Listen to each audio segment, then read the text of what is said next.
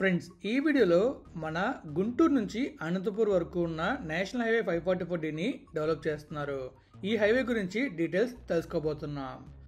Hello friends, welcome back to our channel.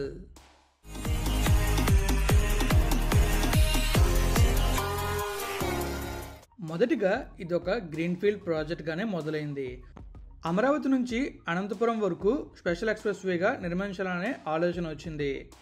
కానీ అటవీ ప్రాంతాలు, నల్లమల్ల టైగర్ రిజర్వ్స్, భూముల సేకరణ సమస్యల వల్ల అది సాధ్యం కాలేదు. అందుకే ఆ హైవేని క్యాన్సిల్ చేసి దానికి బదులుగా కేంద్రం మరియు రాష్ట్రం కలిసి నేషనల్ హైవే 540Dగా ఉన్న రూట్ని డెవలప్ చేయాలని చెప్పి నిర్ణయించారు. ఈ హైవే మొత్తం 417 కిలోమీటర్ల పొడవున ఉంటుంది. ఇది అనంతపూర్ దగ్గర నేషనల్ హైవే 44 దగ్గర మొదలై తాడిపత్రి, కొలిమిగుంట్ల, ఓక్, గిద్దలూరు, కుంభం, వినుకొండ, నరసరావుపేట మీదుగా ప్రయాణించి చివరిగా గుంటూరు దగ్గర నేషనల్ హైవే 16తో కలుస్తుంది. ఈ మార్గం మొత్తం మీద 21 బైపాస్లు నిర్మించబోతున్నారు. ఇవి ట్రాఫిక్ కష్టాలు తక్కువ చేసి ప్రయాణ సమయాన్ని తగ్గించవచ్చు. ఇప్పుడు మ్యాప్ వ్యూలో ఈ హైవే గురించి ఇంకా డీటెయిల్డ్గా తెలుసుకుందాం. రూట్ గురించి, ఏ ఊర్ల మీదకి వెళ్తుంది అనేది. ఫ్రెండ్స్, ఇక్కడ మ్యాప్లో వెళ్ళినట్టయితే మనకు కనిపిస్తుంది కదా, ఇదే Anantapur Guntur national highway 544D. మనకి ఈ రూట్ని 4 లేన్గా డెవలప్ చేయబోతున్నారు. ఈ రూట్ వచ్చేసి మనకి ఎలా వెళ్ళబోతుందంటే, మన అనంతపూర్లో నేషనల్ హైవే 4D దగ్గర స్టార్ట్ అవుతుంది. అక్కడ నుంచి అలా ముందుకు వెళ్తే తాడిపత్రి, కొలిమిగుంట్ల, తర్వాత బెల్జియం కేవ్స్, తర్వాత ఓక్, తర్వాత బనగాపల్లి, తర్వాత నంద్యాల్, ఆ తర్వాత గాజులపల్లి, తర్వాత గిద్దలూరు తర్వాత మనకి కుంభం, తర్వాత తోకపల్లి, ఆ తర్వాత వినుకొండ వెళ్తుంది. వినుకొండ నుంచి నరసరావుపేట నుంచి గుంటూరు వెళ్ళి గుంటూరు దగ్గర నేషనల్ హైవే 16తో మెర్జ్ అవుతుంది.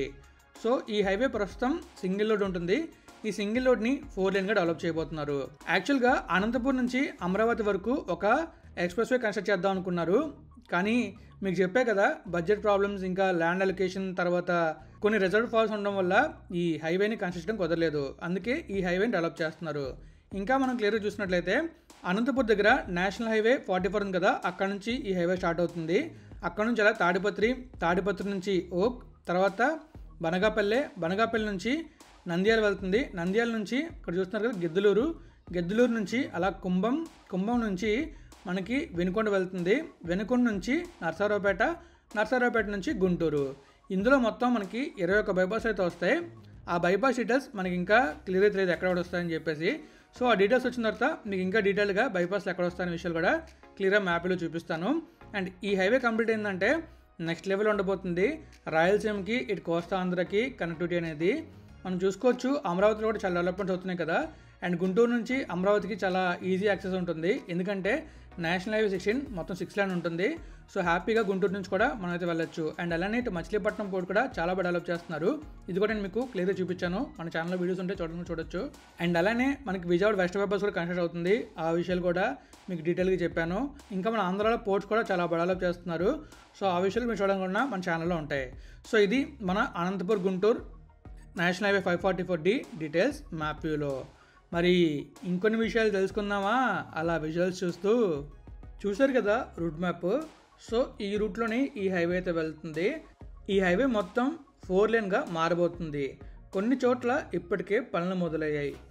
ఈ రోడ్ డెవలప్మెంట్ కోసం ఆల్రెడీ సెంట్రల్ గవర్నమెంట్ 5,417 కోట్లు శాంక్షన్ చేసింది.